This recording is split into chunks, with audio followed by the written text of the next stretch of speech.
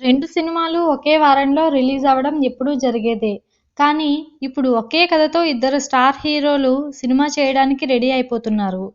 మహేష్, పవన్ కళ్యాణ్లు తర్వాత చేయబోయే సినిమాలు ఒకే కథతో ఉన్నాయని ఫిల్మ్ నగర్లో వార్తలు జోరందుకున్నాయి.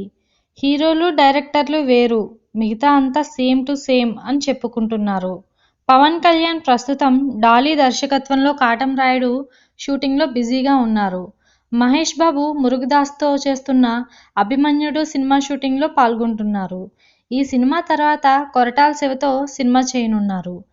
నిన్ను నువ్వు ప్రేమించుకో అనే అంశంతో తయారైన కథతో మహేష్ బాబు ముఖ్యమంత్రిగా కనిపించనున్నారు.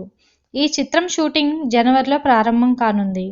కాటమరాయుడు తర్వాత పవన్ త్రివిక్రమ్తో చేయబోయే సినిమా సేమ్ బ్యాక్గ్రౌండ్ ఉన్న కథ కావడంతో చిక్కు వచ్చి పడింది. అంతేకాకుండా ఈ చిత్రాన్ని నవంబర్లోనే సెట్స్ పైకి తెచ్చేందుకు పవన్ గ్రీన్ సిగ్నల్ ఇచ్చారు.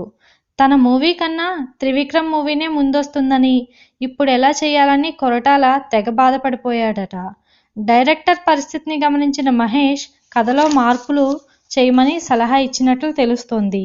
దీంతో కథలో కాకుండా క్యారెక్టర్లో స్వల్ప మార్పులు చేసేందుకు కొరటాల టీం రెడీ అయ్యిందంట.